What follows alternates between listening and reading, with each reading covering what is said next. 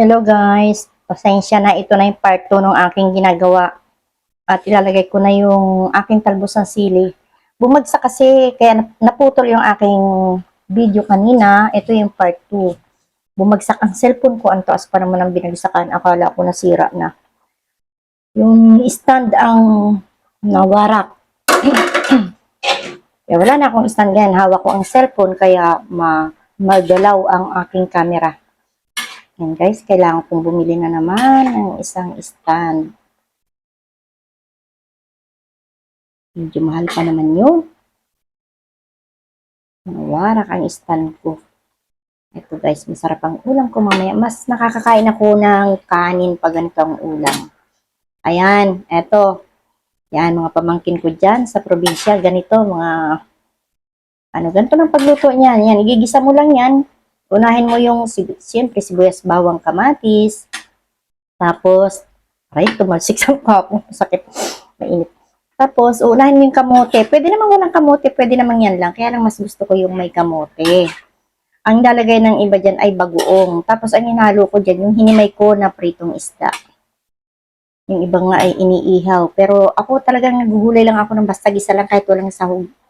Nagkataon lang na meron pang natirang pritong isda ay alam kong hindi na yung papansinin. Kaya ito, lagay ko na lang. Ayan, matikman na muna. Tama na ang lasa.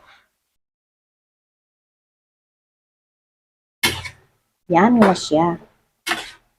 Yan na siya guys. Pakukuluin ko na ng konti. Ayan, ganyan lang. Ganyan lang ang pagluluto niyan. Tapos mamaya papakita ko sa inyo kung paano yung pagkain. Maraming may alam na yan. Talagang alam na nila lahat yan. Kaya lang sa amin sa probinsya talaga, hindi nila yan alam.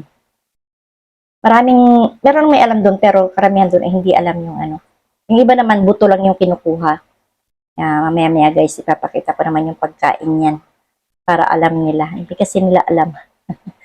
Sasampulan natin. Ayan, ganyan lang siya. Maya-maya ulit. Guys, tara, kain tayo. Ganito. Hindi ko naihirap yung cellphone ko at nataranta na kasi ako dahil ang cellphone ko ay nahulog nga. Kain tayo. Ngayon lang ako kain ng kanin. Anong oras na? Alas 4 na yata. Ayan. At gusto ko rin ipakita dun sa aming ganito yung pagkain niya. Ito yung nabiyak. Nabiyak na. Ikaw ay medyo sosyal. Ay kutsarahin mo na lang ganun. Pero mahirap. Ito kasi ganyan yan. Ang tawag sa amin to hagod. Ayan. Sarap siya. Ngayon lang makakain ng kanin kasi may gulay. Ayan. Yan ang pinakagusto kong gulay.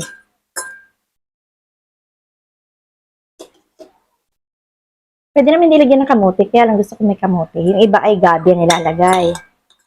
Pero mas gusto ko yung kamote. Kasi ang kamote, may tamis-tamis. Ayan, pag may bunga ang inyong malunggay dyan, huwag niyong itapon. Ayan, ito yung hinimay-himay ko na yan. Yung hinimay ko kanina na pinutol-putol, ito yon. May iwan yung pinakabalat.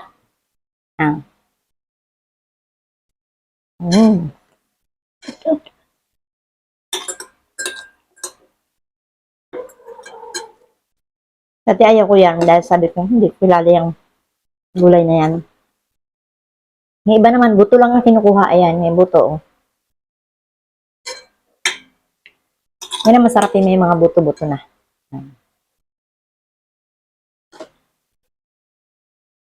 Kain tayo guys.